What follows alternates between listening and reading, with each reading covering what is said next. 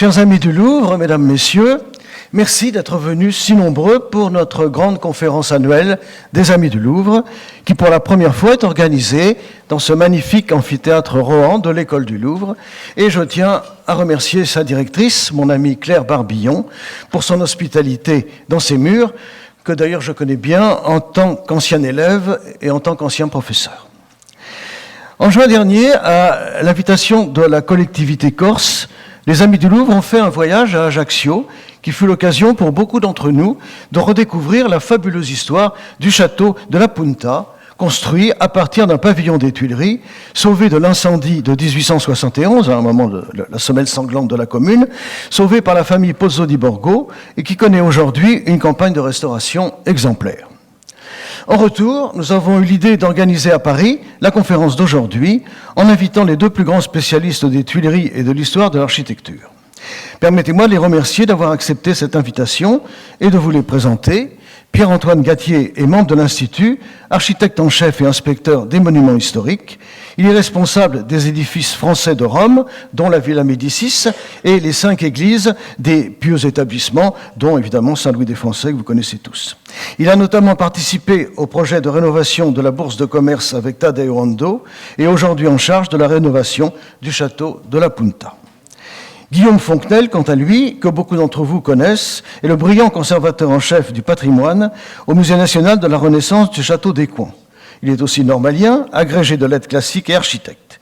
Il est l'un des auteurs du livre de synthèse de l'histoire du Louvre en 3 volumes, publié il y a quelques années aux éditions Fayard en 2016, et il est aussi le grand historien du Louvre de Catherine de Médicis. Et de plus, il a longtemps été en charge du service de l'histoire du Louvre.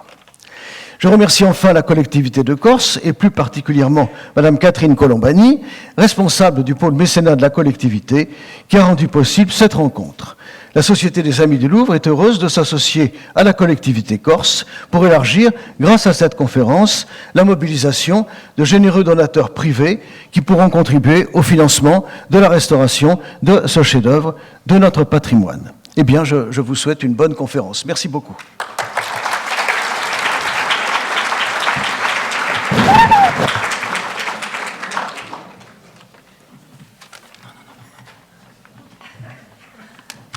Alors bonjour à tout le monde, merci d'être là. La collectivité de Corse et en particulier Madame André Grimald, ici présente, la directrice de la culture, et moi-même sommes ravis d'être là avec vous tous. Nous remercions évidemment les Amis du Louvre pour cette invitation. Comme ça a été évoqué, effectivement, nous avions accueilli une délégation au mois de juin pour une visite guidée du château. Et ce château est devenu propriété de la collectivité de Corse en 2018. On a hérité d'un édifice qui était avec des dommages très importants puisque la structure même du château était endommagée. Donc dès 2018, il y a un programme qui a été mis en œuvre pour la sauvegarde de ce château, avec une première phase de travaux qui a été faite et achevée en 2021, et une seconde phase qui va débuter dans les prochains mois, qui aura pour destination la réouverture du château au public. Donc on est ravis en fait que ce projet prenne forme, et on va pouvoir vous sensibiliser aussi à ce programme. Parallèlement donc aux travaux, il faut savoir aussi qu'il y a un autre projet qui est venu se greffer sur la rénovation du château, un programme en fait de création de recréation d'un jardin botanique autour des abords du château, qui est porté et mis par l'éminent botaniste Francis Allais, que je pense nombreux d'entre vous doivent déjà connaître. Les études préalables en fait de la réalisation des travaux donc effectivement été faites par le cabinet de Pierre-Antoine Gattier,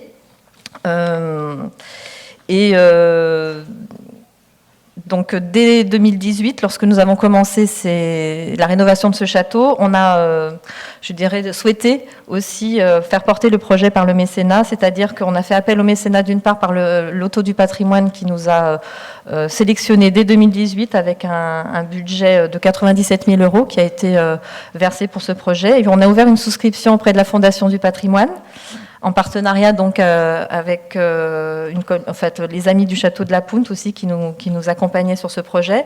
On a une collecte aujourd'hui d'environ 70 000 euros. Il faut savoir que le projet global représente 5 millions d'euros, donc on est déjà dans un premier moment, je dirais, de la souscription. Et à ce titre-là, nous avons aussi la fondation qui nous accompagne aujourd'hui avec Monsieur Thierry Revers, qui est à votre disposition aussi si à la sortie de la conférence vous souhaitez avoir des renseignements. Enfin, je voudrais remercier pour les amis du château Madame Elisabeth Sanguinette, et qui est la présidente donc, des amis du château de la Punte, qui est présente aussi aujourd'hui avec nous.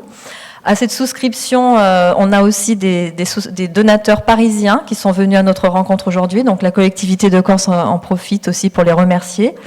Et enfin, pour conclure, je voudrais remercier la société parisienne Injam Productions, puisqu'en fait, c'est une société qui a mené de nombreux projets déjà en Corse, qui a déjà, je dirais, beaucoup d'attaches avec notre région. Mais ils ont souhaité soutenir notre projet en faisant du mécénat en nature. Et donc ce mécénat en nature, il a pris forme par un film que l'on va donc visionner en préambule de cette conférence. Donc je remercie en particulier Monsieur Marc Andréani et Monsieur Thomas Herlot, qui sont les producteurs de ce film, ainsi que Monsieur Vivien Dessouches, réalisateur du film. Ils sont tous les trois présents et donc la collectivité de Corse les remercie vivement. Merci à tous d'être là. Merci aux amis du Louvre, en particulier à Sébastien, qui m'a beaucoup aidé aussi sur cet événement. Et bonne conférence à vous tous. Merci.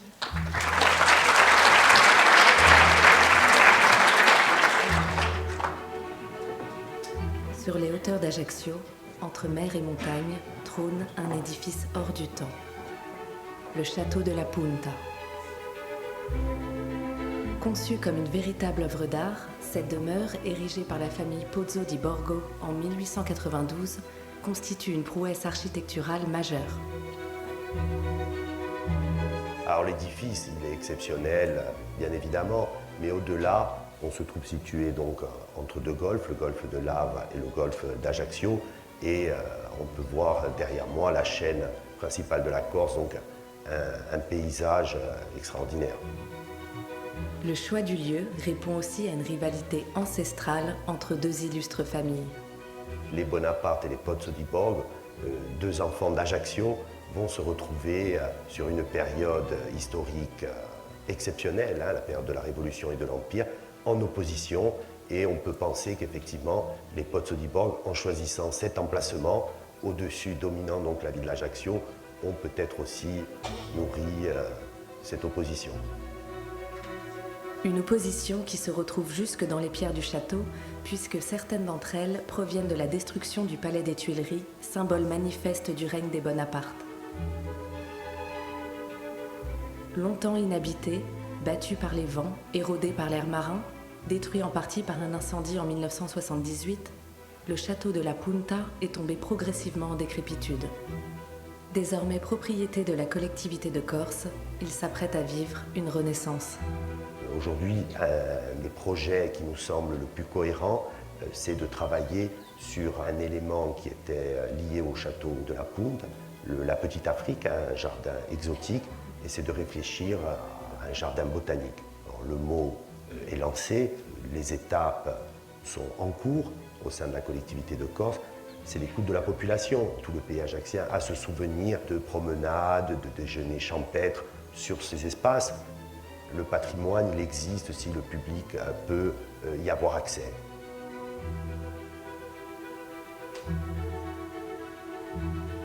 Conçu comme une œuvre d'art par les Pozzo di Borgo, l'intérieur de la bâtisse recèle également de nombreux trésors.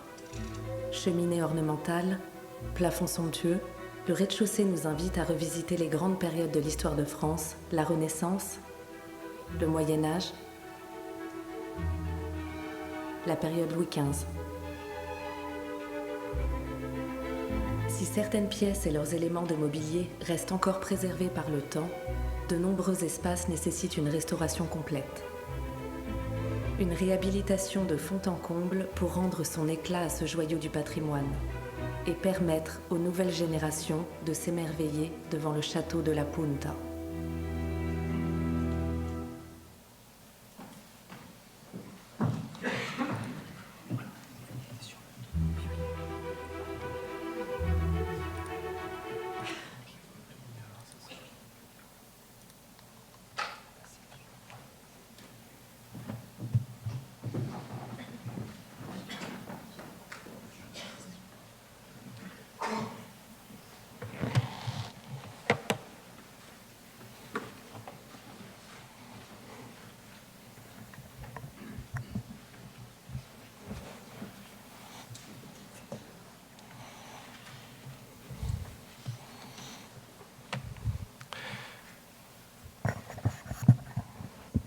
Bien, bonjour à toutes et à tous. J'espère que tout le monde m'entend bien.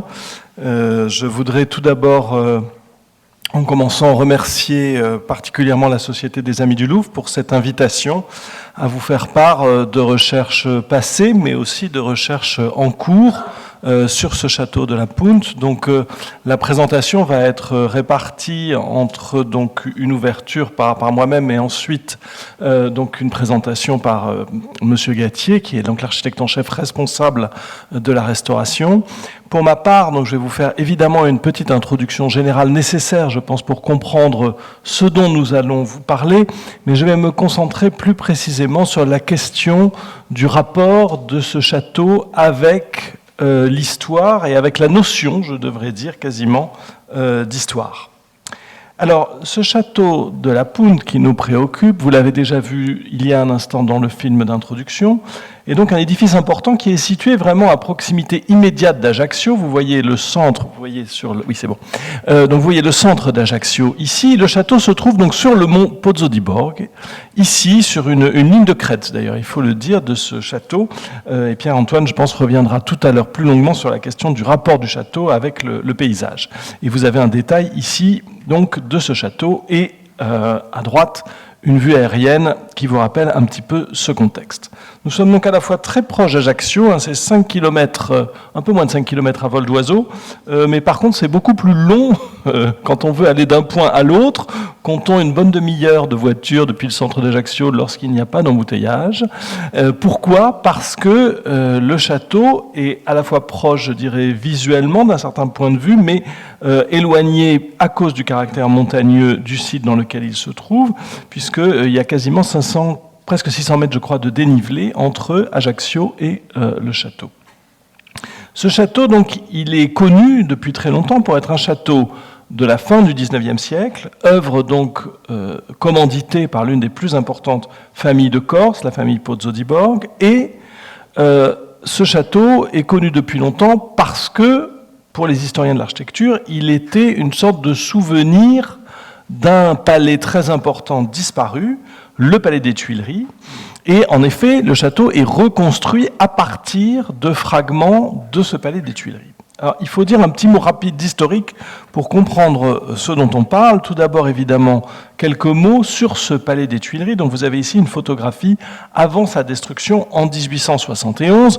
Donc, vous reconnaissez le jardin des Tuileries au premier plan, le pavillon de Marsan qui existe toujours mais qui a été reconstruit après l'incendie, et le pavillon de Flore, ici à droite, qui était déjà dans l'état où nous pouvons le voir aujourd'hui, à l'exception évidemment de la façade en retour sur les jardins qui a été rajoutée après la destruction de ce très long édifice qui faisait donc une façade de développer plus de 320 mètres de long sur le jardin des Tuileries. C'est un palais qui a une importance exceptionnelle jusqu'à sa disparition en 1871, à la fois par son architecture, mais aussi comme lieu important, lieu de mémoire, pourrait-on dire, de l'histoire de France. Alors, du point de vue de la construction, je fais des choses extrêmement rapides, mais il faut avoir quelques petites dates clés à l'esprit. Donc, du point de vue de la construction, le château a deux grands promoteurs, si je puis dire. La première commanditaire, c'est Catherine de Médicis, c'est elle qui décide de la construction de cet édifice, à peu près à 500 mètres à l'ouest du Louvre, dans un contexte qui est à l'époque, ça peut nous surprendre aujourd'hui, mais qui est à l'époque dans un milieu encore tout à fait périurbain. Nous ne sommes pas du tout dans le centre-ville, nous sommes dans un faubourg, et le palais des Tuileries et sa création est un geste extrêmement fort qui amorce en quelque sorte le grand déplacement de la capitale vers l'ouest, puisque c'est un mouvement bien connu de développement de Paris. La ville se développe plus vers l'ouest que vers l'est. Et donc, ce palais, voulu par Catherine de Médicis, est un palais qui reste en réalité en grande partie inachevé. Il est entrepris en 1564, la reine meurt en 1589. À la date de sa mort, elle n'a aucun espace occupable dans le palais. En fait, la vision que vous avez ici est celle du palais, non pas à la mort de Catherine, mais à la mort du roi Henri IV. Du temps de Catherine, il n'y a pas de porte, pas de fenêtre, pas de plancher dans la plupart des espaces. Donc nous sommes sur une grande coquille vide qui a été confiée à deux architectes. Le premier, Philibert Delorme, donc qui travaille des origines du chantier en 1564 jusqu'à sa mort en 1570. Il est l'auteur de la partie centrale, ici, du palais, à l'exception des parties hautes du pavillon. Et puis, donc, il y a un second architecte qui intervient après la mort de Delorme, qui est Jean Bulan, et il construit le pavillon que vous voyez là. Les deux images que vous avez en haut et en bas sont à la même échelle, mais ne vous montrent évidemment que la partie centrale du palais, celle qui en fait va retenir notre attention parce que c'est celle qui pose des questions par rapport à la Punt. Le deuxième grand bâtisseur des Tuileries, c'est Louis XIV, et c'est son architecte Louis Le Vau. Louis Le Vau va non seulement étendre les Tuileries jusqu'aux 320 mètres dont je vous parlais il y a un instant, mais par ailleurs, il va très considérablement remodeler le palais de Catherine de Médicis. Toutes les parties que vous voyez en vert ici sont l'œuvre de Louis Le Vau pour Louis XIV. Donc vous voyez que déjà, au milieu du XVIIe siècle, après la campagne qui s'achève pour le gros œuvre en 1664, il n'y a plus grand-chose du palais de la Renaissance qui subsiste. Après ces deux phases de construction, le palais va connaître beaucoup de transformations intérieures, mais il n'y aura plus d'évolution très décisive à l'extérieur avant la période du Second Empire, qui fait quelques modifications assez annexes. En revanche, le palais joue évidemment un rôle de premier plan, puisque donc, ce palais a servi à Louis XIV lors de ses derniers séjours parisiens. Donc, il passe sa dernière nuit à Paris, aux Tuileries, en 1671. Ensuite, il y a une période d'éclipse, puisque la monarchie est à Versailles. Mais avec la Révolution française, le palais des Tuileries redevient le siège du gouvernement et quasiment de tous les gouvernements, à part quelques très brefs intermèdes, entre 1789 et 1871. Donc c'est vraiment le siège du pouvoir, et cela explique en partie sa destruction lors des troubles de la Commune. Donc ce sont les communards qui vont incendier ce palais lors de leur défaite pendant la semaine sanglante en mai 1871. Alors, j'en profite juste pour faire une toute petite incise ici. On dit souvent que le palais des Tuileries est entièrement détruit. C'est quand même un peu faux, parce qu'en fait, le palais des Tuileries, il y a de vastes morceaux qui subsistent, mais aujourd'hui, on ne les perçoit plus comme étant des morceaux de ce palais des Tuileries. Il faut se rappeler en effet que le palais des Tuileries allait administrativement au moins jusqu'à la grille du Carrousel ici, ce qui implique que toute l'aile ici, nord, côté Rivoli, et l'aile ici, sont toujours les ailes des Tuileries, et donc on peut les voir aujourd'hui. Il reste finalement des morceaux du palais des Tuileries.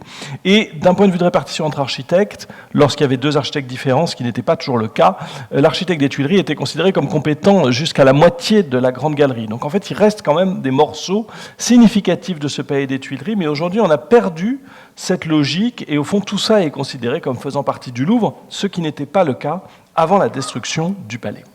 La démolition du palais est décidée après bien des atermoiements en 1882. Elle est confiée à un entrepreneur, et cet entrepreneur, pour rentabiliser l'opération, va vendre tout ce qu'il peut vendre et récupérer sur le chantier, d'où une extraordinaire, si je puis dire, diaspora des éléments du palais des Tuileries qu'on retrouve aussi bien en France, un peu partout, mais aussi on en trouve en Allemagne, et on en trouve même probablement en Amérique du Sud. Donc il y a une dispersion des éléments qui est très importante, mais le lot le plus important, le plus notable en volume, va être donc acheté par la famille Pozzo di Borgo pour édifier ce château de la Punt, et je pense que donc Pierre-Antoine reviendra plus longuement sur le détail de cette construction très complexe qui a aujourd'hui un impact sur l'état du château.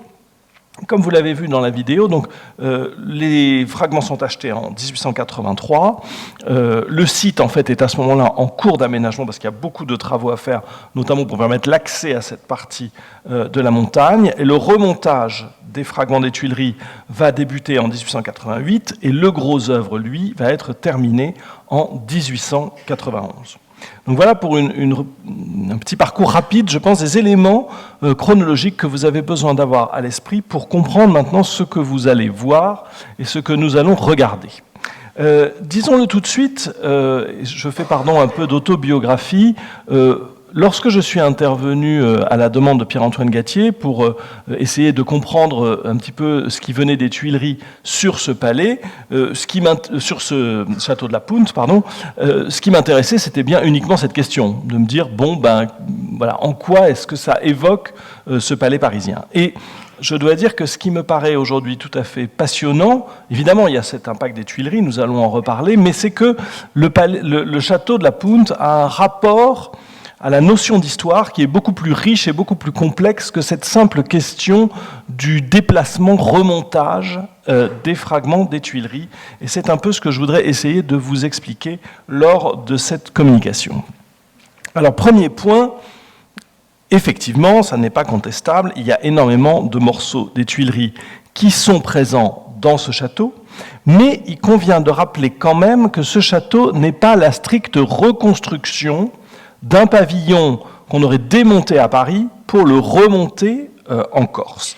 Et cela, vous le comprenez très très bien lorsque vous regardez la façade sud, qui est la façade qui est censée être la plus proche du palais détruit des Tuileries, puisque cette façade sud est en grande partie constituée de fragments en rapport avec le pavillon de Jean Bulan, donc cet architecte qui a travaillé pour Catherine de Médicis entre 1570 et 1578.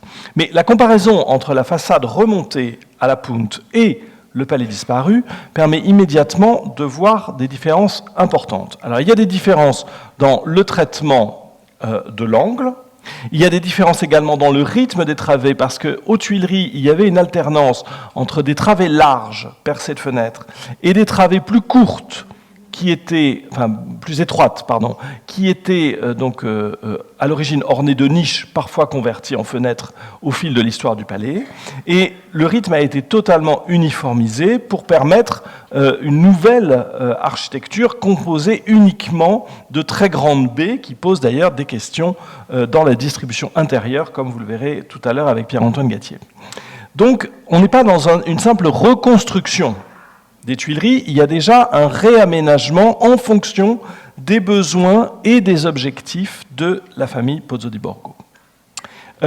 Si on fait une rapide comparaison, d'ailleurs, entre les deux façades, on constate, donc ça c'est la Punte en haut et en bas ce sont les Tuileries, qu'en réalité la façade du pavillon et les façades du château de la Punte n'ont pas exactement la même longueur, c'est un peu plus long à la Punte, et donc ça témoigne d'un véritable travail de recomposition, recréation à partir du palais d'origine. Alors, ce travail de recomposition et de recréation est également très important sur les façades latérales, puisque, à l'origine, dans le château des Tuileries, il n'y avait pas de façade latérale, dans la mesure où le pavillon de Jean Bulan était pris d'un côté entre les constructions de Delorme et de l'autre entre des extensions qui permettaient de le relier au pavillon de Flore. Donc, sur ces façades, tout était à créer. Et ici, vous avez donc une des façades latérales du château de la Punte. Et ce qu'on constate, c'est que pour créer ces façades latérales, l'architecte, donc monsieur Vincent, qui a travaillé pour les Pozzo di Borgo, a effectué un travail de collage, c'est-à-dire qu'il est allé chercher un autre morceau des Tuileries que le pavillon de Jean Bulan. Il est allé chercher des éléments du palais des Tuileries sur cour. Et il est allé chercher cette fois des éléments qui proviennent de l'architecture de Philibert Delorme. Donc vous avez ici une photographie qui vous montre donc la disposition en place aux Tuileries après l'incendie. Donc le pavillon devient un mélange, ce n'est pas juste le pavillon de Jean Bulan pour Catherine de Médicis, c'est un pavillon avec des éléments de Jean Bulan et des éléments de Philibert Delorme. Et vous allez voir que la part créative devient encore plus importante lorsqu'on tourne et qu'on se dirige vers la façade nord, qui est la façade d'entrée, car dans cette façade, il y a des éléments qui ne proviennent absolument pas des Tuileries. Et donc, il y a un véritable travail de création où on va chercher d'autres références pour compléter les éléments des Tuileries dont on dispose. Une fois de plus, donc, on décide de reprendre des fragments de la façade de Philibert Delorme au rez-de-chaussée sur cour. Pour le premier étage, on va aller chercher des éléments du pavillon de Jean Bulan sur la cour. Alors, explication à partir de la photo que vous avez ici à gauche. Nous sommes côté cour, palais des Tuileries après l'incendie. Ça, c'est la limite de la partie de l'Orme. Et ici, vous avez la première travée du pavillon de Jean Bulan, côté cour. Donc vous voyez qu'on a collé sur le rez-de-chaussée de Delorme le premier étage du pavillon de Bulan. Donc il y a une espèce de mix, de mélange de références qui est assez passionnant. Et d'autre part, on a fait ça, mais en même temps, on n'a pas complètement respecté Delorme, parce que sur le pavillon de Jean Bulan, il y avait un système avec des pilastres jumelés encadrant une niche. Sauf que ça n'existait pas sur la partie de Delorme. Et donc on est allé mettre un système avec des pilastres jumelés et des niches que Delorme n'a jamais imaginé.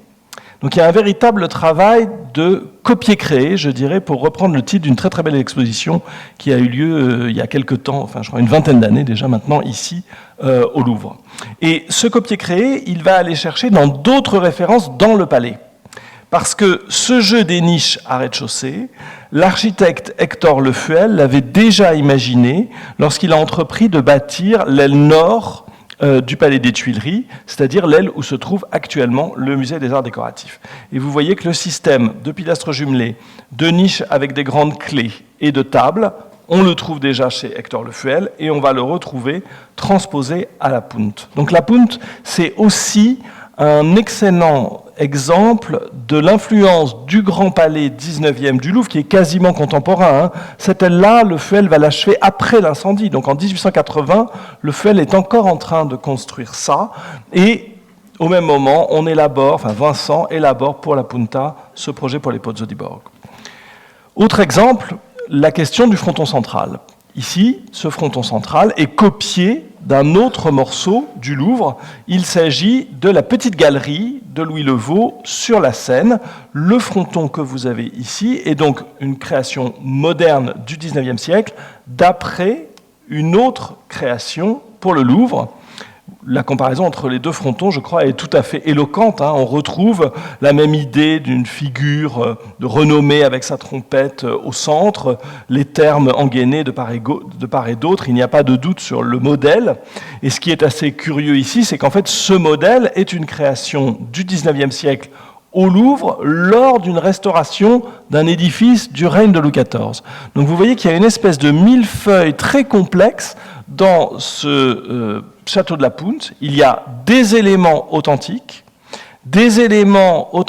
mélangés, des éléments donc créés à partir d'exemples du XIXe siècle et des éléments créés à partir d'éléments du XIXe siècle qui eux-mêmes sont des restaurations pour compléter au Louvre des éléments des siècles antérieurs.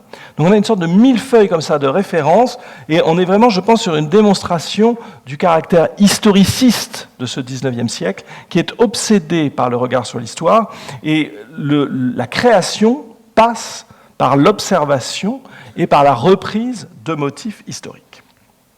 Alors, ce point est vrai aussi pour la question de l'escalier, qui s'inspire très clairement, donc création pour la Punt, mais qui s'inspire d'un escalier en fer à cheval de taille plus petite qui existait aux Tuileries. Alors, au total, dans ce bilan, il faut dire que les fragments des Tuileries sont finalement moins nombreux que ce que nous pensions avant d'entreprendre l'étude. Et sur ce point, je dois dire que les conclusions auxquelles que vous voyez ici sont le fruit de mes propres observations sur les vestiges des Tuileries, mais aussi de l'œil très attentif de Lise Leroux, ingénieure au laboratoire de recherche des monuments historiques, qui a fait une identification des pierres. Et donc ici, tout ce qui est en couleur vient des Tuileries, mais tout ce qui n'est pas en couleur, c'est une création moderne, soit à partir de modèles des Tuileries, soit une création strictement contemporaine. Donc, le bilan, dans un premier temps, peut paraître un peu décevant. Il y a moins de Tuileries sur les façades de la Punt que ce qu'on pourrait penser. La Punt est vraiment un monument nourri de l'architecture des Tuileries, mais aussi du Louvre du XIXe siècle. Alors, il n'en reste pas moins, évidemment, que les fragments en place sont tout à fait remarquables. Je vous propose quelques observations rapides pour le comprendre.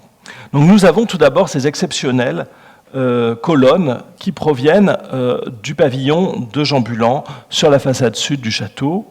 Ces colonnes sont, je dirais, des objets presque iconiques pour les historiens de l'architecture, puisqu'il s'agit du premier emploi, enfin d'un des tout premiers emplois dans l'architecture de la Renaissance française, de cet ordre ionique avec ces chapiteaux qui sont si difficiles à dessiner à cause de leur volute qui exige un tracé géométrique complexe. Également, ces colonnes sont tout à fait exceptionnelles par le rapport à la végétalisation. Nous sommes dans une architecture où on introduit des éléments végétaux, et en particulier, donc, il y a cette idée magnifique de Jean Bulan que l'on ne peut voir aujourd'hui dans toute sa splendeur que dans les colonnes remontées de la Punt, à savoir cette idée d'insérer dans les cannelures des colonnes, des sortes de soliflores, si je puis dire, donc de longs canaux d'où émergent des éléments de feuillage. Et ces éléments de feuillage semblent courir, se couper, s'interrompre le long des cannelures, et ils se transforment en partie haute, en emblème à la gloire de la reine Catherine de Médicis, avec des C entrelacés que vous voyez par exemple, que vous devinez peut-être ici sur les parties hautes.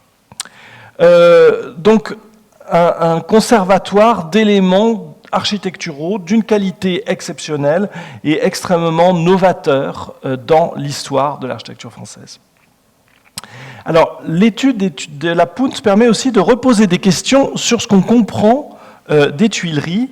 Et sur ce sujet, je voudrais vous parler de la question des fenêtres du rez-de-chaussée ici, des Tuileries. Alors, vous voyez qu'au moment dans les dernières années qui précèdent l'incendie, il y a des fenêtres sur toutes les travées du rez-de-chaussée. On sait que du temps de Catherine de Médicis, ça n'était pas le cas, et que donc c'est l'architecte Louis Levaux qui a percé en fait toutes les travées, alors qu'au départ, il y avait une alternance entre des travées pleines et des travées ouvertes par des fenêtres. Donc on savait que Louis Levaux était intervenu dans cette partie, mais on ne savait pas très bien ni comment ni quoi. Et ce qui est très intéressant, c'est donc que nous avions des photos de détail des frises au-dessus de ces fenêtres, et vous voyez que sur certaines de ces frises, il est assez manifeste que les ornements ne dataient pas du temps de Catherine de Médicis, mais du temps de Louis XIV. On reconnaît en particulier le soleil, par exemple, ici.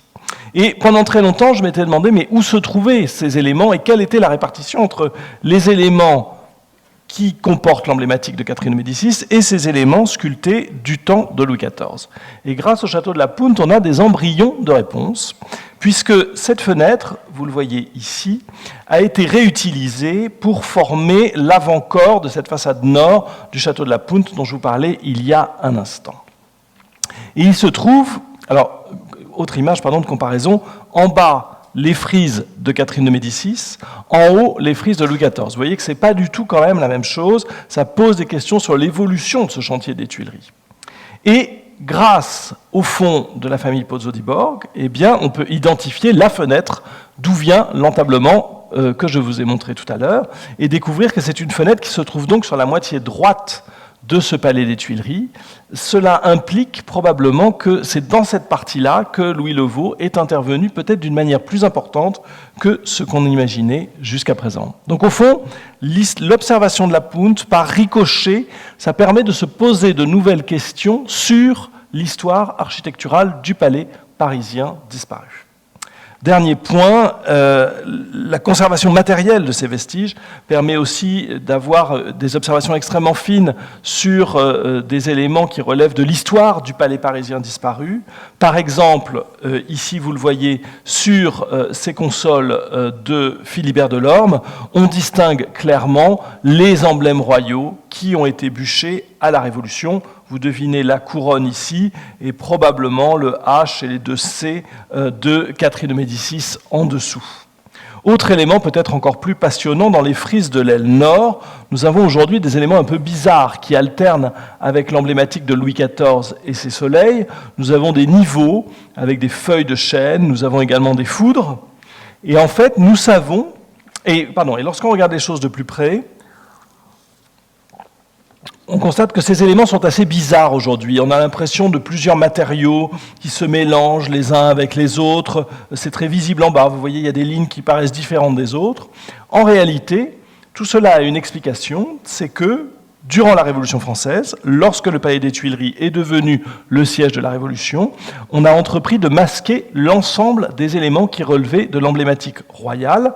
Et donc on a recouvert, on a en partie bûché les monogrammes des rois, et on les a complétés par des éléments en ciment qui renvoie à une emblématique républicaine. Et cela, nous le savons, parce que un des architectes qui a étudié le palais avant sa démolition avait déjà constaté ce phénomène. Donc il avait fait ce relevé, vous voyez, de l'emblème républicain et de l'emblème royal tel qu'il devait être en dessous. Nous avons ici un témoignage assez exceptionnel de ces conversions symboliques qui ont existé sur les façades des Tuileries et qui sont assez miraculeusement préservées. Finalement, ces adjonctions, modifications ont voyagé de Paris à Ajaccio, d'Ajaccio à la Punte, et aujourd'hui sont toujours en place en dépit des aléas du temps. Le dernier point sur lequel je voudrais insister, c'est la question des intérieurs. Alors Pierre-Antoine Gattier vous fera une vraie présentation de la distribution de ce château, de l'organisation. Je voudrais juste une fois de plus parler de ce rapport à l'histoire dans les intérieurs du château des Tuileries, du château de la Punte, pardon, exclusivement à partir des grandes salles du rez-de-chaussée. En effet, les Pozzo di Borg ont voulu que le parcours dans les salles du rez-de-chaussée soit aussi une sorte de déambulation dans les périodes de l'histoire. Et au fond, chaque période de l'histoire est convoquée dans une salle précise pour, en quelque sorte, répondre à un besoin. Alors, nous entrons dans un vestibule ici qui est aussi le vestibule du grand escalier. Et ici, nous entrons dans la fin du XVIIIe siècle. Le XVIIIe siècle, probablement la période Louis XV, enfin plutôt Louis XVI, je devrais dire même, avec ce grand escalier qui donc est collé sur les murs et avec en partie haute des tableaux qui ne sont plus visibles aujourd'hui mais qui sont actuellement protégés. Et donc tout cela renvoie à une esthétique qui est celle du grand palais ou du grand hôtel parisien de la fin du XVIIIe siècle. Donc le XVIIIe siècle pour le grand vestibule minéral et pour le grand escalier.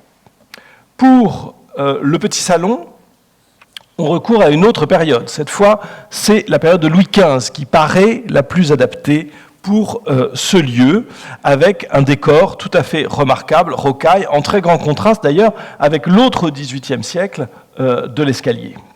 Ensuite, si on se déplace dans la bibliothèque, eh bien, nous sommes cette fois durant la période de l'Empire. Donc vraiment, une période, une pièce, et probablement l'idée que chaque période répond particulièrement à un des usages en rapport avec ces pièces. Mais ce sur quoi je voudrais insister surtout pour terminer, c'est la question du grand salon qui pose une fois de plus la question du rapport avec l'histoire. Ce grand salon, vous le voyez dans son état actuel et tel qu'il était lorsqu'il était occupé par la famille Pozzo di Borg. Il est marqué par donc des éléments très importants, la grande cheminée, le grand plafond à caissons et un décor de grandes portes et de lambris avec des décors de mauresques peintes à l'or et appliqués sur les boiseries. Alors, la cheminée, tout d'abord, est une fois de plus une création recomposition.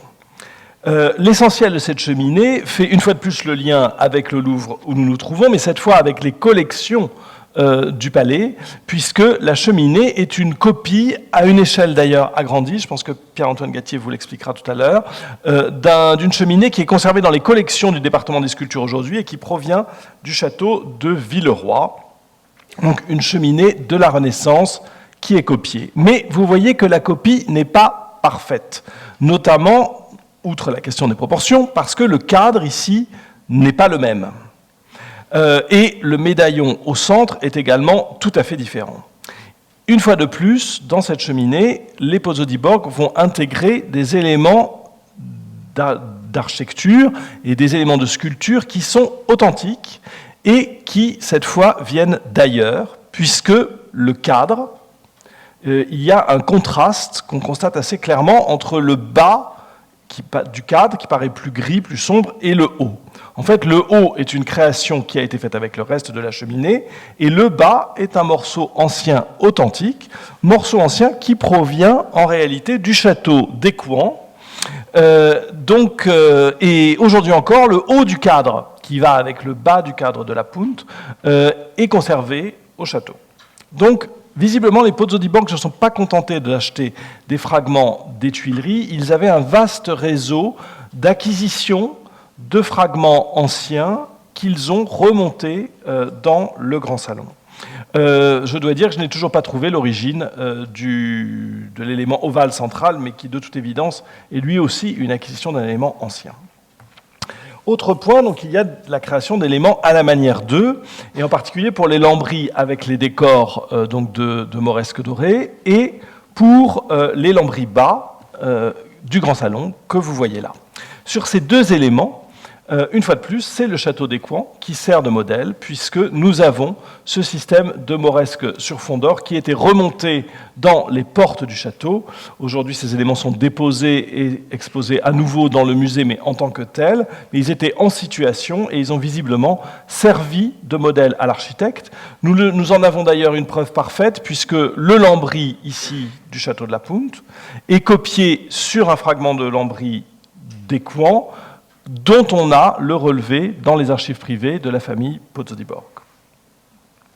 Dernier point, pour le plafond à caisson, nous sommes cette fois sur un autre modèle qui est celui du château de la Palisse, dans le département de l'Allier. Donc on a une véritable recomposition à partir de plusieurs modèles qu'on estime extrêmement emblématiques de la Renaissance et d'éléments authentiquement Renaissance qui sont injectés dans cette création du XIXe siècle. Alors, il faudrait sans doute aller plus loin sur cette question, notamment à partir du sujet du mobilier, et essayer de comprendre comment ce mobilier authentique pouvait être également signifiant et porteur de valeurs et de messages pour la famille Pozzo-di-Borg, qui est une thématique qui a été développée par M. Guy de Compiègne et que vous pouvez lire dans le bulletin de la Société des Amis. Dernier point, il faut également s'interroger sur ce processus créatif qui a été assez long, puisque vous voyez qu'au départ, il n'était pas du tout prévu de faire le décor que nous avons vu finalement pour le grand salon. Donc il y a là une volonté, une réflexion très forte de la famille, et l'architecte retravaille à plusieurs reprises sa copie pour s'approcher visiblement d'un certain nombre de grands modèles. Et le contraste entre la première image, sans doute assez indécise du point de vue des références historiques, et ce qui est produit à l'arrivée, est de ce point de vue tout à fait signifiant. Donc au fond, bien au-delà des Tuileries, il y a beaucoup de choses à observer dans ce château de la Punte, qui est vraiment un lieu, je pense, privilégié pour s'interroger sur le rapport que des hommes de la fin du XIXe siècle pouvaient avoir avec l'histoire qui les avait précédés, avec les références, l'usage sur ces références. Pour conclure en forme d'ouverture, cette approche donc, nous éloigne certes de notre palais des Tuileries, mais nous amène à d'autres questionnements. Tout d'abord, des questionnements plus généraux sur les édifices démontés, remontés, transformés. Et il faut dire que la famille Pozzo-di-Borg, je pense, a occupé une place de premier plan à la fin du XIXe siècle dans ce jeu de récupération-recréation, puisque un autre très important château de la famille, le château de Dangu dans l'Eure, est lui-même issu d'un processus analogue, puisque vous avez ici l'édifice démonté d'un château qui se trouvait à Saint-Cloud et qui a été détruit lors de la guerre de 1870, et ces fragments ont servi de base à la recréation du château de Dangu par la famille à peu près dans les mêmes années que le château de la Punte. Et puis, il y a une deuxième question qui est celle de cette présence du mobilier, sur laquelle je crois il y a encore beaucoup à dire. Dans les archives, là encore, de la famille, et je ne peux que remercier très généreusement la famille Pozzo-di-Borg de m'avoir permis l'accès à ces archives sans lesquelles j'aurais pas du tout compris tout ce que j'ai pu vous expliquer là.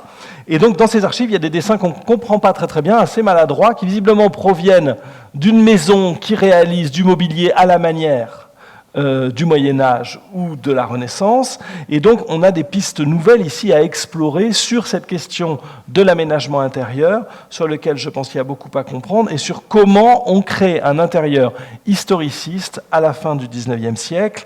Donc, au fond, ce château de la Punte, au-delà des Tuileries, au-delà peut-être de son contexte immédiat en Corse, me paraît un lieu extrêmement emblématique pour comprendre des aspects fondamentaux de l'architecture du XIXe siècle, et cela explique, je crois, qu'on y accorde vraiment toute notre attention. Je vous remercie beaucoup.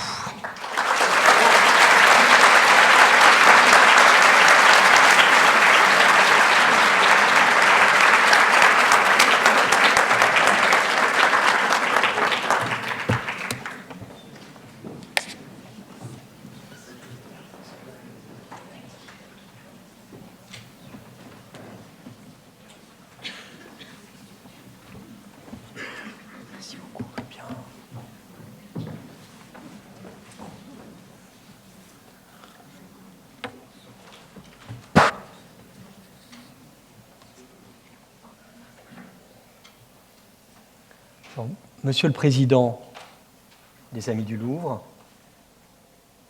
Monsieur le Directeur Général,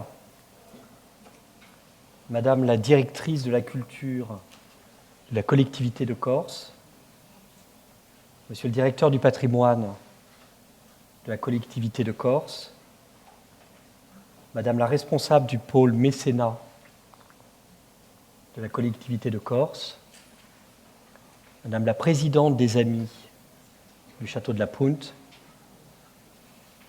très cher Régnier Pozzo di Borg, très cher Olivier de Rohan, chers amis. Alors vous constituez une assemblée extrêmement impressionnante. Lorsqu'avec Pauline Béniel, nous sommes au Château de la Punte, nous sommes moins nombreux. Et donc je dois faire face à cette affluence nouvelle, se passionnant pour cet objet architectural, territorial, exceptionnel. Et j'espère que vous autoriserez ce mot personnel. Aujourd'hui est célébré, vous le savez, à Marseille, le grand monde méditerranéen, et disons que de notre côté, nous y participons aussi. Guillaume Fontenelle, un savant incroyable, a découvert des relations précises qui existent. Je dois recommencer.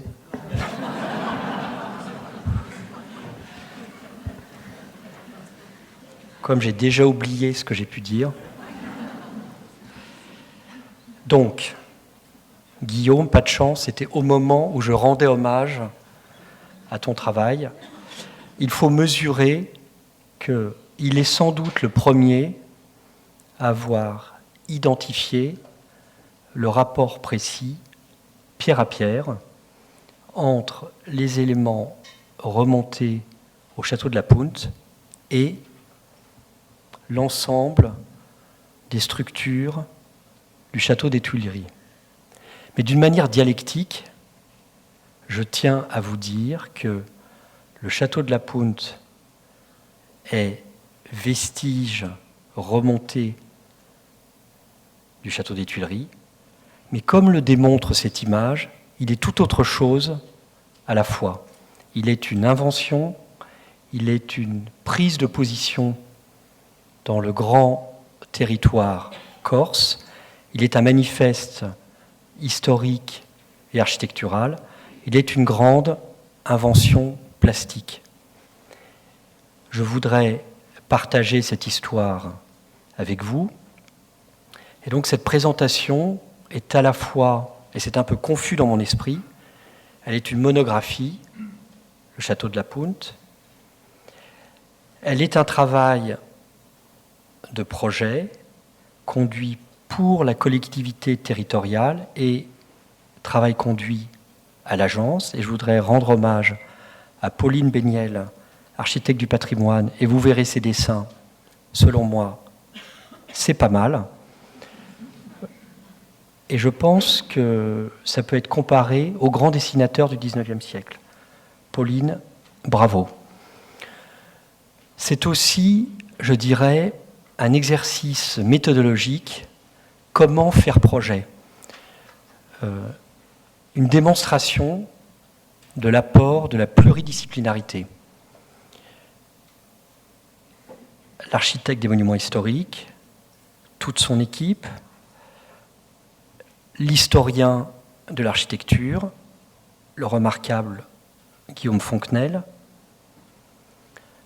les scientifiques, le laboratoire de recherche des monuments historiques, Lise Leroux, qui aura été décisive, la documentation archivistique, rendant hommage à la famille Pozzo di Borg, qui a conservé ses archives, qui a partagé ses archives. Et, chers confrères, le moment de découverte de ces archives en juillet 2017, si je ne me trompe pas, voilà, reste un moment incroyable. Et avec Guillaume, nous avons partagé certaines images avec vous. Les Tuileries, mais toute autre chose à la fois.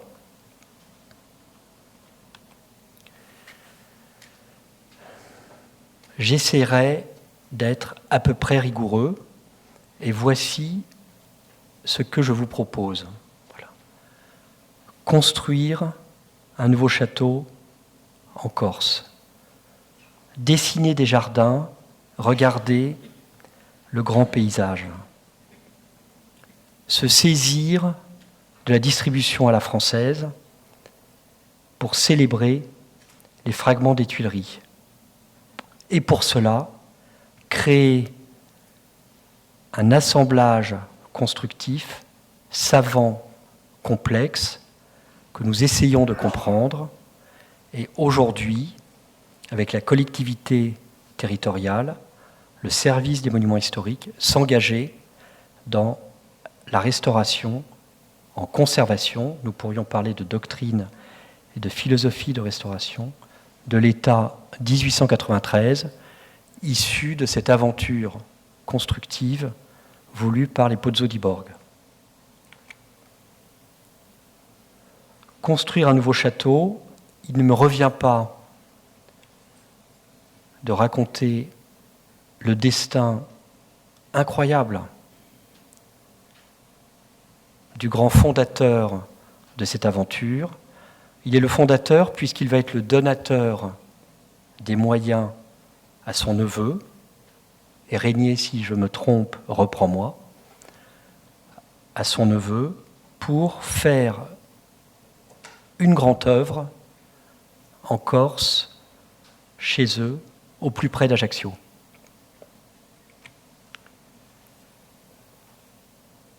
Une géographie remarquable, Ajaccio,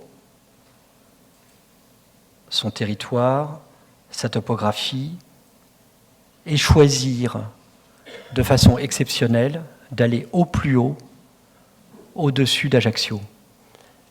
Cet itinéraire qui apparaît sur votre écran est en grande partie une route créée par les Pozzo di Borg pour accéder à cette plateforme artificielle créée à 600 mètres d'altitude. Imaginez le projet, les conditions du chantier, une aventure exceptionnelle. C'est le lieu emblématique de cette grande famille de la Corse qui a déjà construit.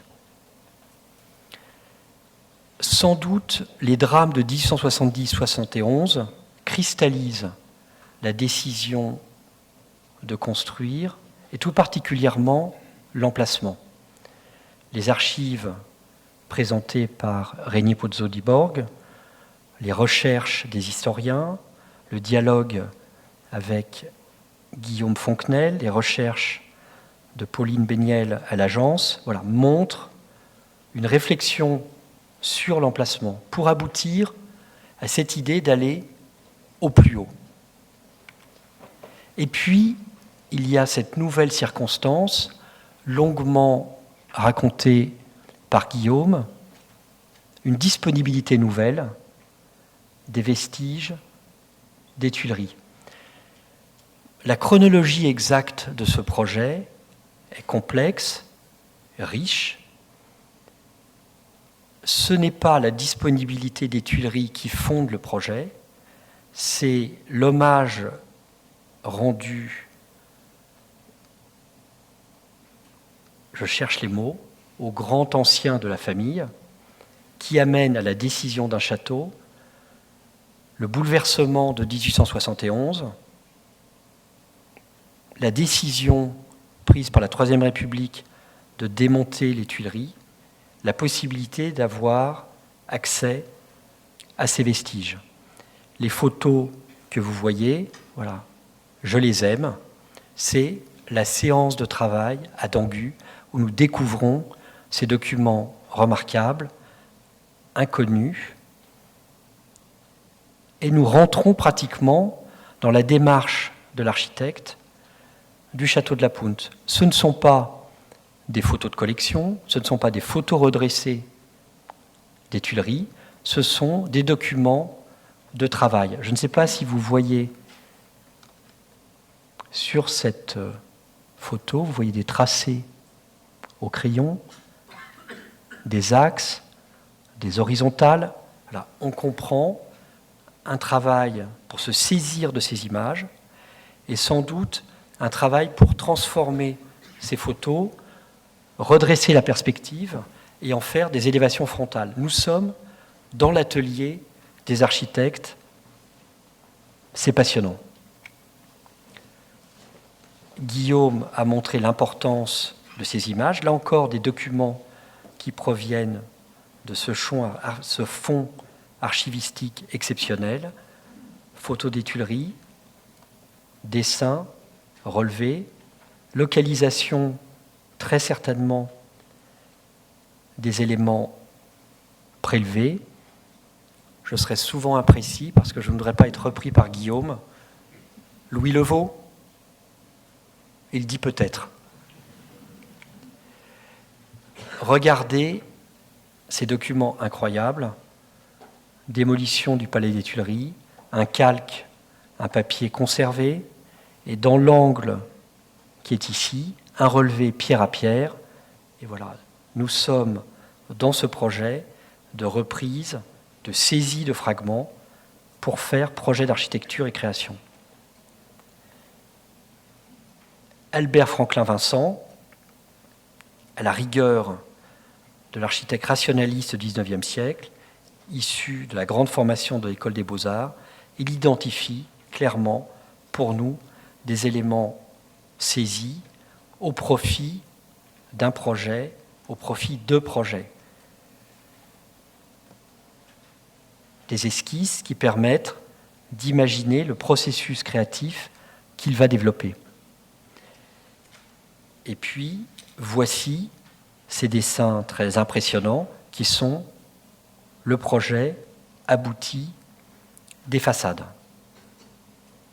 Inventer un château, inventer un grand pavillon en regardant les Tuileries, mais il existe sans doute un autre modèle, et je pense que c'est une ouverture pour la recherche architecturale. Il existe aussi une aventure constructive remarquable en Corse, ce que l'on appelle les châteaux des Américains. Corse, partie de l'autre côté de l'Atlantique, des réussites personnelles exceptionnelles, la volonté de bâtir en Corse, et il existe toute une série de demeures, de châteaux qui sont, et c'est un terme architectural que j'emploie, qui sont de grands pavillons, qui constituent aussi un contexte architectural qui a pu animer la volonté pour concevoir ce grand projet. Vincent est un bon architecte. Il vient sur son chantier. Et regardez ce croquis retrouvé dans son carnet, un grand panorama du château de la Punte. Vous voyez le grand paysage, vous voyez la route qu'il dessine avec beaucoup de précision, ce qui montre l'importance de la question de l'aménagement dans la constitution de ce projet. Et voici le château en construction. Et les photos que je vais vous montrer nous permettent de comprendre que ces petits traits que vous voyez, ce n'est pas du graphisme, ce n'est pas une image abîmée, ce sont les perches des structures de l'échafaudage en bois, une datation précise, 19 septembre 88. Pauline, je ne l'ai pas montré, a su m'identifier sans doute le sommet voisin d'où est exactement réalisée cette image. Et je pense que cette image dit le projet. Construire, remonter, être dans le grand paysage de la montagne de Corse. Il y a aussi cette documentation incroyable de chantier. Nous sommes bien sûr après le 19 septembre, puisque le deuxième niveau est monté. Et donc, je regarde avec émotion ces images. Mais nous pouvons, au-delà de l'émotion, regarder de manière plus scientifique ces images. Et Pauline a su me montrer la comparaison entre le traitement de la travée d'extrémité qui est ici, les colonnes ioniques de Jean Bulan, identifiées par Guillaume, mais regardez ce chapiteau voisin. Il n'est pas sculpté, ce n'est pas un chapiteau des Tuileries, il est juste à l'état d'ébauche, et cela nous dit bien sûr que, au-delà des vestiges repris des Tuileries, il y a création. Mais ce que je trouve très enrichissant, et l'information que je retire de ce document, ce qui était presque inimaginable, c'est que cela signifie que toute la taille et la sculpture sont réalisées sur place. Donc une taille en œuvre par les ouvriers et les compagnons du chantier. La couverture documentaire du château nous livre l'avancée du projet. Un grand photographe en Corse et sans doute l'un des auteurs de ces images, Cardinali. Nous avons retrouvé sa marque sur un certain nombre de photos conservées dans le fonds d'archives. Cette photo nous donne à voir l'étage haut terminé de la façade sud, avant la création de l'escalier en fer à cheval. Mais je me suis passionné pour cette frise en partie basse qui est en fait le témoignage de ceux qui ont fait ce chantier. Et grâce à cet agrandissement, nous voyons les hommes qui sont là, nous voyons le travail engagé, construction, mais surtout dégagement du relief. On comprend comment cet ensemble construit est sur une plateforme qui a été taillée dans le relief, dans le granit de la montagne de la Punte. 1893, tout cela est achevé. Et sur le fronton, dont Guillaume Fontenelle a identifié la source sur les appartements d'été d'Anne d'Autriche, il est écrit cela: Jérôme, duc Pozzo di Borg, et Charles, son fils, ont fait construire cet édifice avec des pierres provenant du palais des Tuileries, incendié à Paris en 1871, pour conserver à la patrie corse un précieux souvenir de la patrie française, l'an du Seigneur, 1891.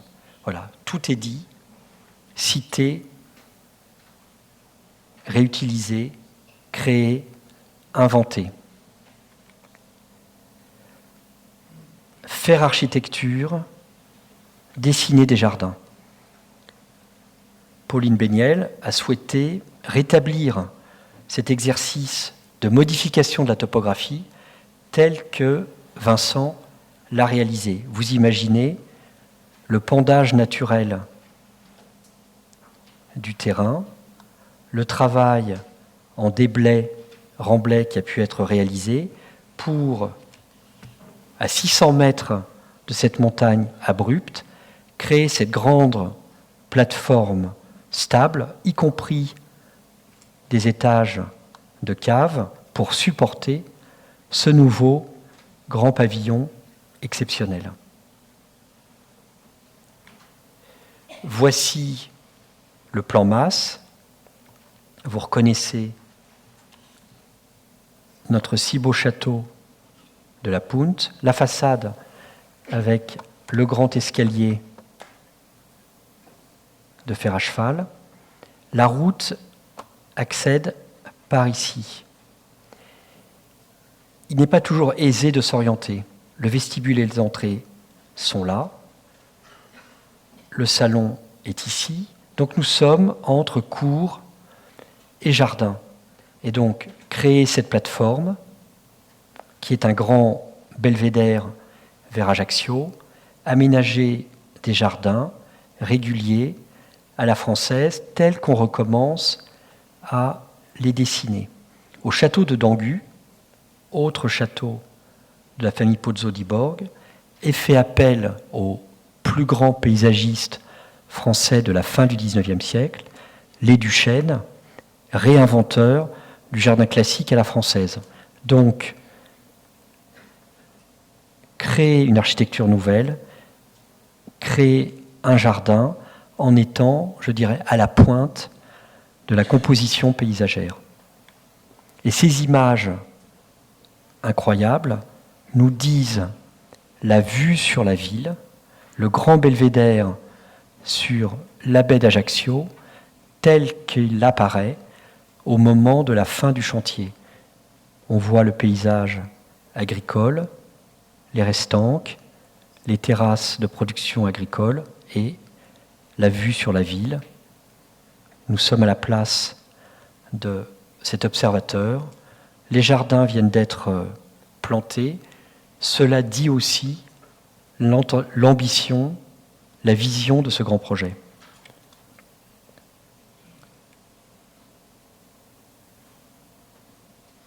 Architecture, jardin, parterre, plate-bande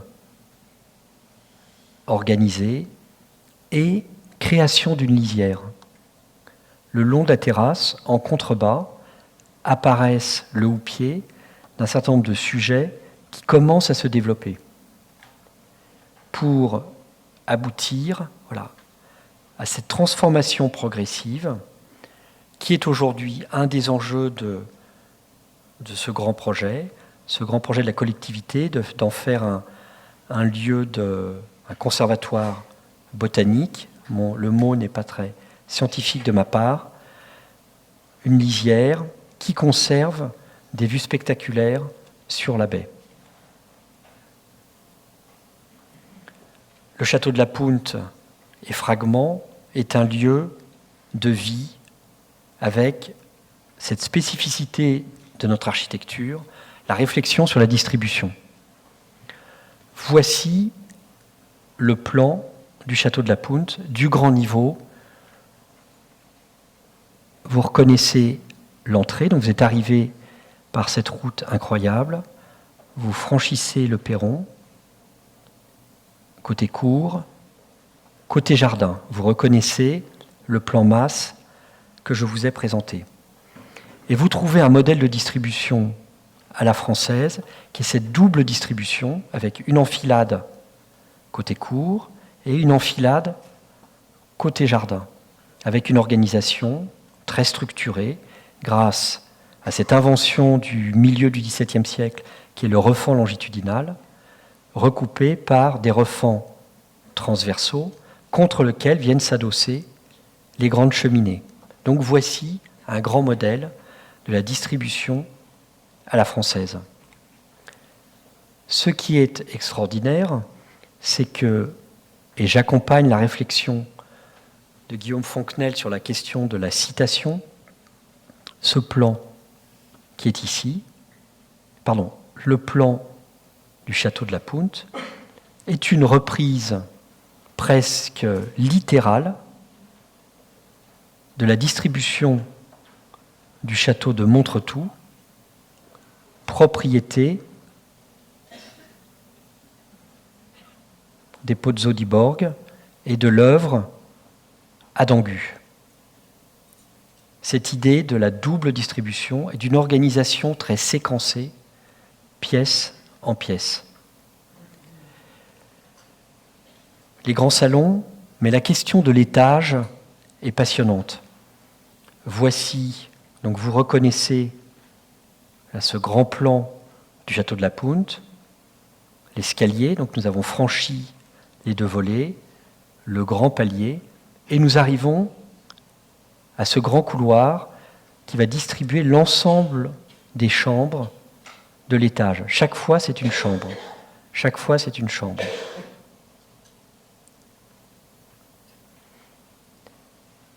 Le couloir est une invention de l'architecture à la française de la moitié du XVIIe siècle. Il sert à distribuer les chambres, mais au-delà, en fait, il crée une nouvelle relation au grand paysage. Au rez-de-chaussée, vous avez la vue. À l'étage, vous accédez au grand couloir et vous avez ces baies extraordinaires qui vous donnent une grande vue latérale sur le grand paysage.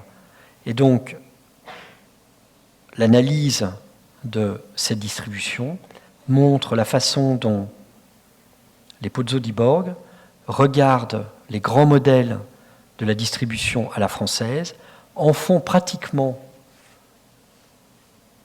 une marque de leurs œuvres, parce qu'il permet une distribution, les salons, les chambres, et une relation renouvelée au grand paysage, tel que le montre cette architecture du château de la Punte.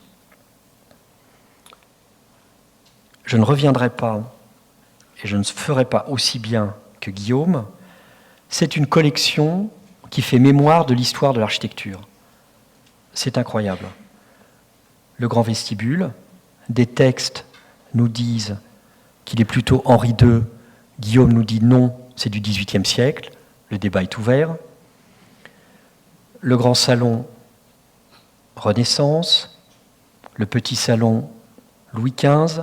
La bibliothèque, Empire. Tout ça a été dit par Guillaume. Se saisir de toute l'histoire. Cela me passionne, cela me fascine. Nous sommes en 1880-1890. Le service des monuments historiques existe depuis 1830-1840. Viollet-le-Duc est intervenu à Notre-Dame. C'est une autre manière de regarder l'histoire, de restaurer.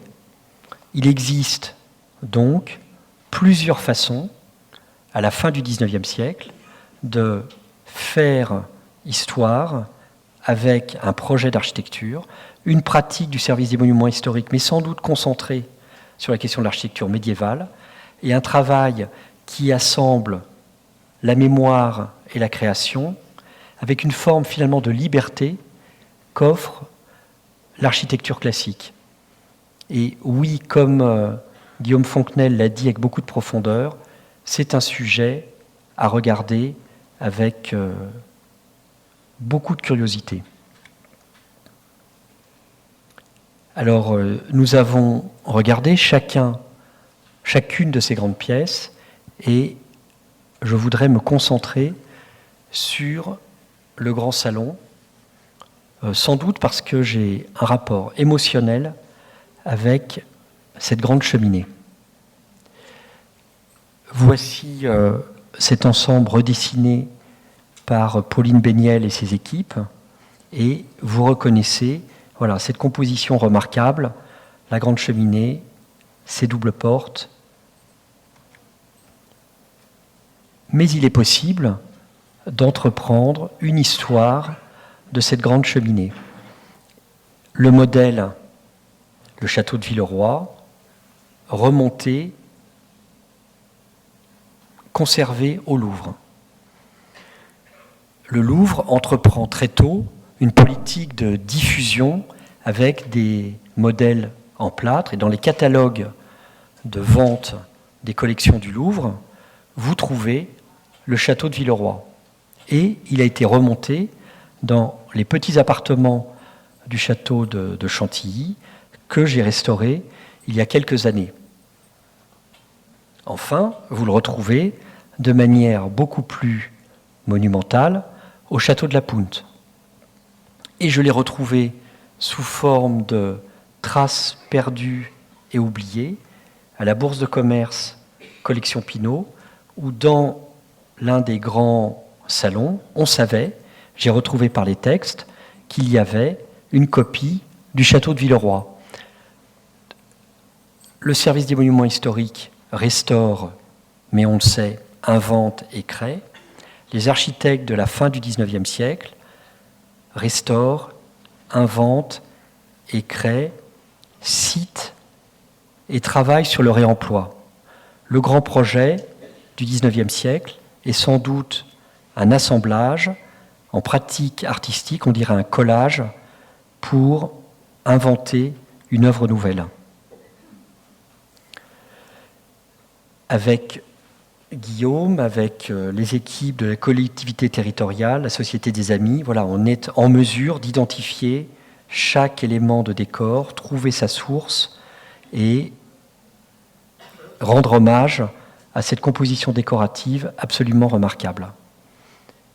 Ces plafonds, leur colorisation, Château de la Palisse, en fait c'est l'idée de trouver des références et les citer. Le petit salon Louis XV, redessiné.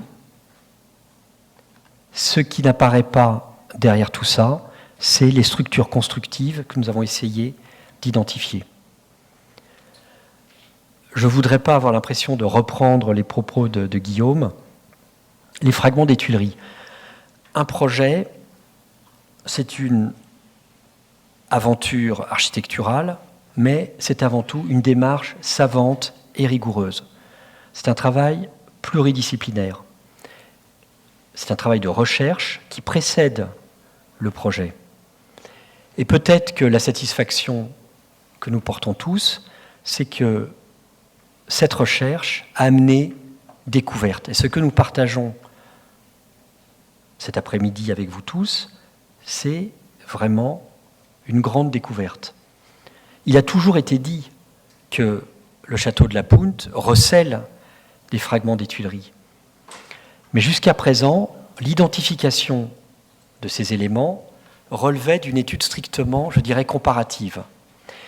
Et je dirais l'équipe soudée, amicale que nous avons constituée a permis d'identifier les pierres qui proviennent vraiment du château des Tuileries. C'est un plaidoyer pour la recherche pluridisciplinaire. Alors, j'étais il y a très longtemps à votre place, élève à l'école du Louvre, et je pense que j'ai appris sur ces bancs, avec mes professeurs, hommage rendu à Sylvie Béguin, Arnaud Brejon de Lavernier, voilà, la relation qui doit s'établir entre l'architecte et l'historien.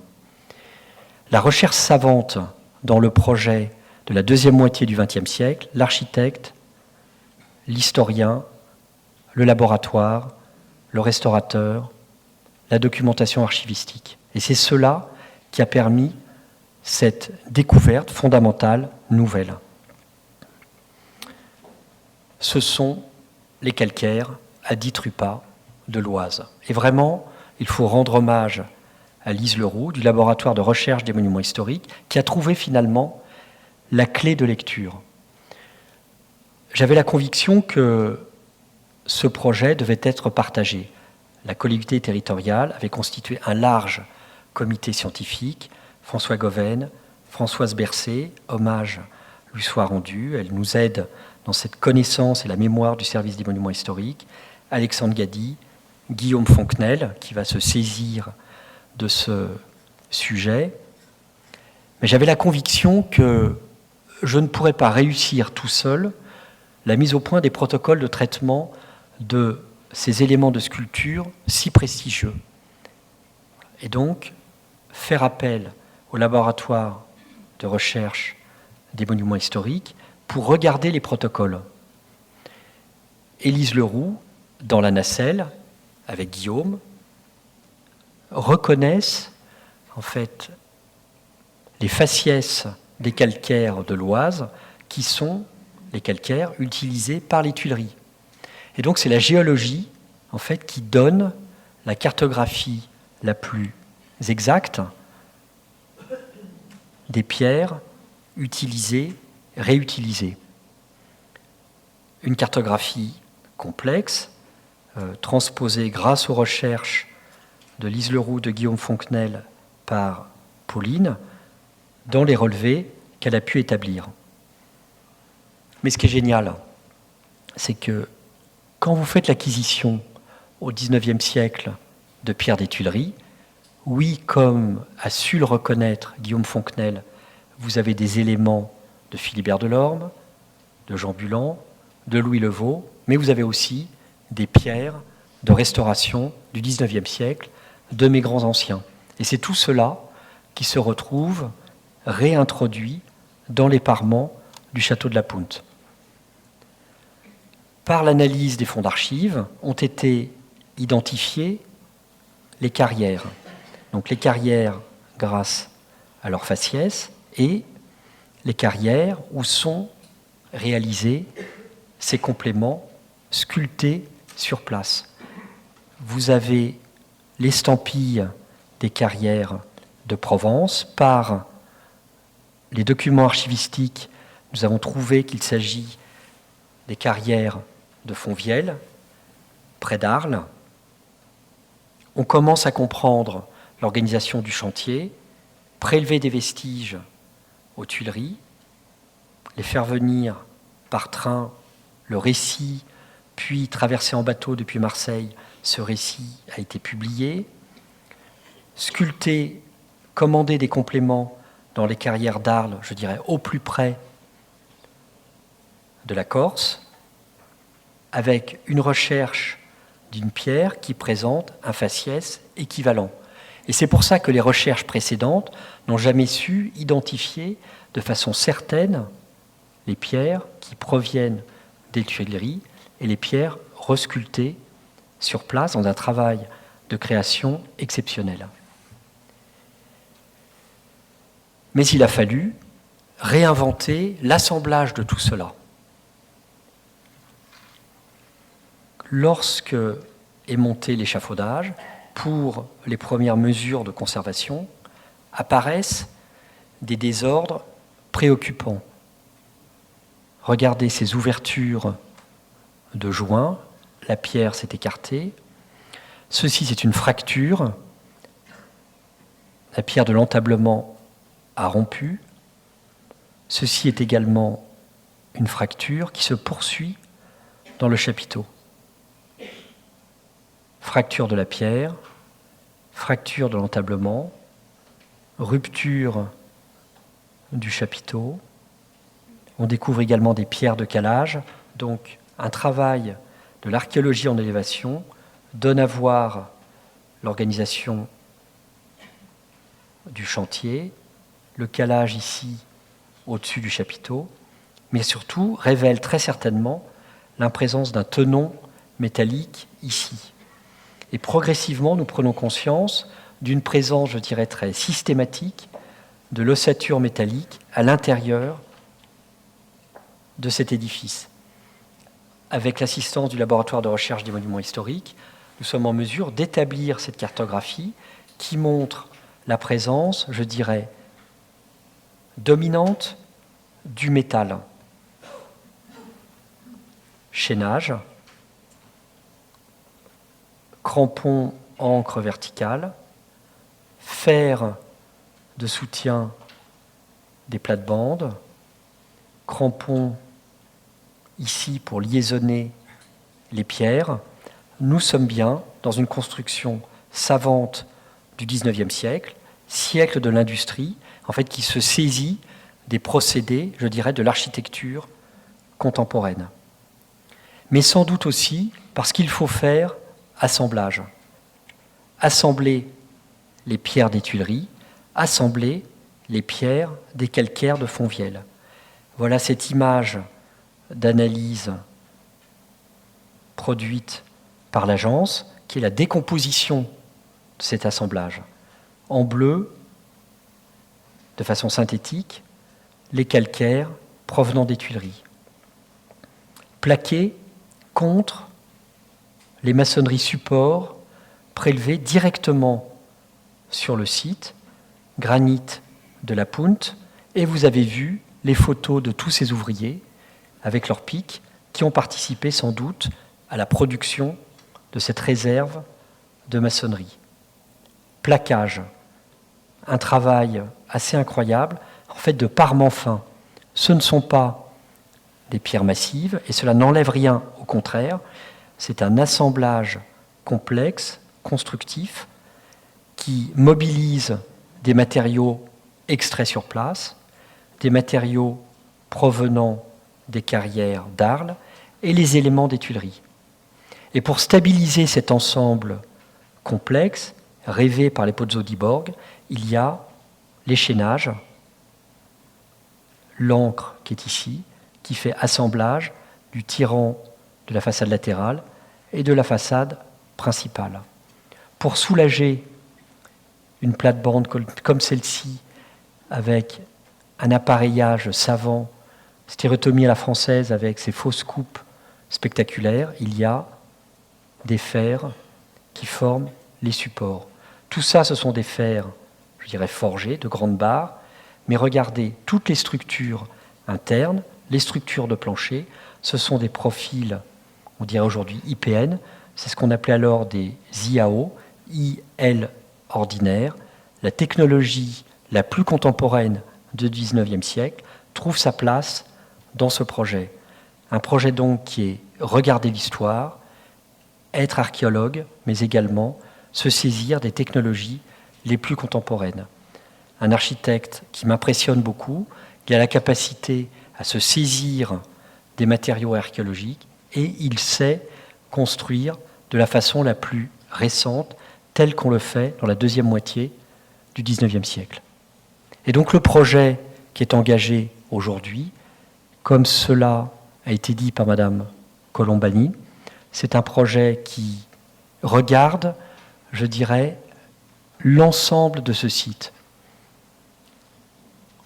Le grand domaine, le couvert végétal, les jardins, cette réserve exceptionnelle, et bien entendu en dialogue avec le château lui-même.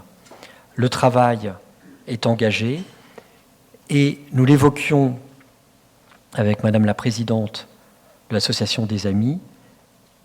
Je me félicite d'un travail progressif, prudent, qui a permis cette connaissance historique. Et ce que je voudrais souligner, c'est que la découverte historique vous passionne, me passionne, nous passionne tous, mais elle est un élément du projet. Je ne restaure pas de la même manière une pierre du XIXe siècle d'une pierre du XVIe siècle. Donc il y a une fusion entre le savoir, qui est un acquis pour le projet, pour la définition des protocoles de restauration. Et donc, dans une démarche, je dirais, très progressive, a été engagé tout d'abord des travaux d'urgence, de stabilisation, puisque la présence de ce métal a permis de construire, mais la corrosion expansive a entraîné des désordres et ont été identifiés des lieux de fragilité qu'il a fallu stabiliser, consolider. Et puis, à l'issue de ces travaux d'urgence, a été réalisé presque un chantier test. C'est aussi quelque chose auquel je crois beaucoup. Un grand projet doit être conduit avec prudence, de façon méthodique. Consolider une architrave en dialogue avec le maître d'ouvrage, les monuments historiques, les historiens, mais à la fin, il y a le compagnon, la taille de pierre. Et décision, regarder cette architrave, décomprimée, les vestiges de ragréage peut-être au mortier de ciment, mais surtout la trace des encres métalliques qui ont entraîné la rupture complète de la clé de l'architrave et également les chapiteaux, il n'y a plus rien. Pour moi, il existe une seule restauration, c'est la restauration en conservation. Regarder, analyser, reconnaître la valeur archéologique des matériaux qui constituent, la matérialité, et définir des protocoles qui conservent. Mais se posait la question du manque. Comment traiter l'absence? Cesare Brandi aurait dit la lacune. Finalement, avec humilité, je me suis situé dans la continuité du travail de mon grand ancien Vincent. Quand la pierre n'est plus là, nous la reconstituons. Et on a travaillé comme lui, sur place, avec des compagnons d'entreprises corses, amener de la pierre, trouver des pierres d'une nature comparable, faire venir des pierres de Saint-Maximin ou des pierres des carrières d'Arles et tailler les chapiteaux sur place. Donc j'espère que mon image est un peu floue, comme le dit Guillaume, se confronter à la spirale infernale du chapiteau ionique. Consolider, mais analyser. Voilà, le chantier, pour moi, la recherche est une démarche en continu. Elle se produit avant, dans le fonds d'archives, dans le laboratoire, mais bien entendu, elle continue sur place. Le compagnon m'accompagne, les architectes du patrimoine de l'agence, Pauline et ses équipes, regardent, analysent, être présents, profiter de ce moment exceptionnel de la proximité qu'offre l'échafaudage pour analyser, relever. Et Pauline, parce qu'en fait je ne fais que présenter son travail, a réalisé un carnet de 200 fiches qui sont les relevés pierre à pierre de chaque élément décoratif repéré sur la façade, reprenant tout le gradient d'analyse, la matérialité, l'état sanitaire, la critique d'authenticité profitant du travail de Guillaume Fontenelle. Il ne s'agit pas de faire, je dirais, un annuaire pour des archives, c'est très bien. C'est le plan guide pour chaque restauration de chacune de ces pierres.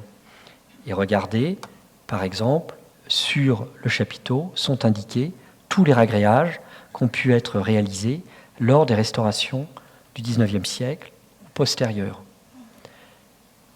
Il n'y a que 2 fiches, un pilastre de l'ordre à la française inventé par Philibert Delorme, sur lequel, grâce, je dirais, à cette observation au millimètre près, a pu être documenté tous les ragréages qui ont pu être réalisés, sans doute, au XIXe siècle. Il y a aussi toute une ouverture sur les matériaux du XIXe siècle. Je n'en parle pas trop. Vous avez vu, a été restauré l'escalier en fer à cheval, l'escalier en fer à cheval, avec ses balustres. Ces balustres sont en ciment armé. Il y a 2 réactions possibles. C'est nul, quelle déception, c'est du ciment. Pas du tout. Le ciment armé, les ciments naturels, sont des matériaux découverts à la fin du XIXe siècle qui vont être très utilisés dans les chantiers de restauration. Ce sont des matériaux du XIXe siècle, oubliés, très longtemps méprisés, quand sur un chantier, et peut-être l'ai-je fait aussi, quand on trouvait sur un monument historique un ouvrage en ciment armé, on se dépêchait de le déposer pour le remplacer par une nouvelle copie en pierre. On sait aujourd'hui, et il y a un programme de recherche européen, que les ciments naturels sont des matériaux inventés au XIXe siècle et qui ont été très utilisés lorsqu'il a fallu reconstituer des éléments perdus. Et un certain nombre de ces ragréages sont réalisés en ciment naturel. Et donc, il y aura un grand débat de restauration. Qu'est-ce qui est préservé? Qu'est-ce qui est conservé? Qu'est-ce qui doit être remplacé? Le jugement doit être strictement technique. Est-ce que le matériau a fait greffe? Est-ce que le matériau nouveau introduit au XIXe siècle, mais on sait aussi dans les années 1970, en fait pose un problème de conservation aujourd'hui? Donc ce travail systématique de relevé, de fiches documentaires, voilà, sera le support de la restauration qui se prolonge. Voici les documents que nous préparons pour la restauration de la façade sud. Donc une cartographie des interventions qui montre bien qu'un chantier n'est pas un plaquage de recettes sur un monument, c'est cette décomposition constructive grâce à la recherche archivistique, documentaire et de laboratoire, qui permet de comprendre l'authenticité de l'ouvrage auquel on est confronté, comment est-ce qu'il a été réalisé, et c'est en regardant la réalité de l'objet que l'on définit des protocoles de restauration. Regarder et comprendre pour savoir restaurer. Il y a donc cette fusion totale entre le travail d'analyse, le travail préparatoire et la conduite du chantier qui, au fur et à mesure de son avancée, va d'ailleurs multiplier les éléments de découverte et d'analyse. Rechercher pour pouvoir restaurer, restaurer pour poursuivre la recherche, l'analyse et la connaissance. Voici, pour finir, la façade nord dont nous avons traité une première phase de travaux d'urgence. Elle vous regarde, elle attend votre visite. Je vous remercie.